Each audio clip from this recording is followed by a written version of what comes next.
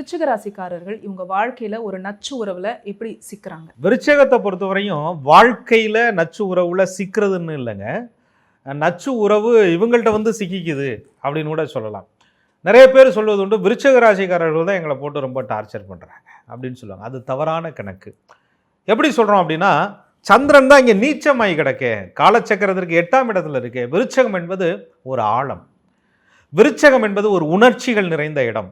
அதாவது இன்னொருத்தருடைய உணர்வுகளுக்கு மதிப்பு கொடுக்கக்கூடிய இடம் தான். இவங்களுக்கு மதிப்பு இல்லைங்கும் பொழுது தான் அது கோபமாக சில நேரங்களில் விருச்சிக ராசிக்காரர்கள்ட்ட வெளிப்படுது. அது பல நேரங்களில் அவங்களுடைய மதிப்பு குறைஞ்ச நேரங்களில் அவங்க அந்த துடிக்கிற அந்த துடிப்பு தான் பிறருக்கு அது டார்ச்சர் மாதிரி தெரியுது. விருச்சகத்துக்கிட்ட ரகசியம் உண்டு. விருச்சகத்துக்கிட்ட ஆழமான மர்மமான விஷயங்களை மனதிற்குள்ளேக வைத்து கொண்டு ஜீரணிக்கக்கூடிய சக்தி உண்டு. அவங்க ஆரம்பத்தில் அன்பை எதிர்பார்ப்பாங்க. என்ன காரணம்னு கேட்டிங்கன்னா, சந்திரன் நீச்சமடைந்து அந்த வீட்டின் அதிபதியான செவ்வாய் பலமாக இருந்தால் நீச்ச பங்கம் என்ற நிலையை பெறுவார்.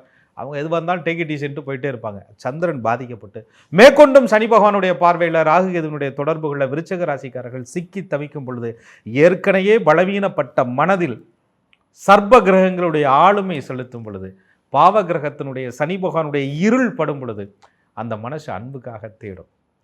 ஆரம்பத்தில் உரிமைக்காக தேடும். அந்த அன்பும் உரிமையும் தனக்கு கிடைக்குதுன்னு சொன்னால் அதீத அக்கறை காட்டும். அந்த அன்பும் உரிமையும் அக்கறையும் இருந்தால்தான் விருச்சகம் வாழும். ஒரு நாள் அதனாலேயே விருச்சிக ராசிக்காரர்கள் வீழும்.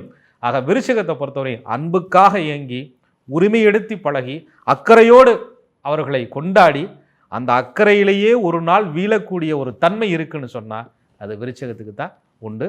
ஆக விருச்சிக ராசிக்காரர்கள் நச்சு உறவை தேர்ந்தெடுத்தார்கள் என்பதை விட, விருச்சிக ராசிக்காரர்களால் ஒருவர் நச்சு உறவை சந்தித்தார்கள் என்பதை விட, விருச்சிக ராசிக்காரர்கள் தான் அதிகமாக நச்சு உறவுகளில் சிக்கி தவிப்பார்கள்.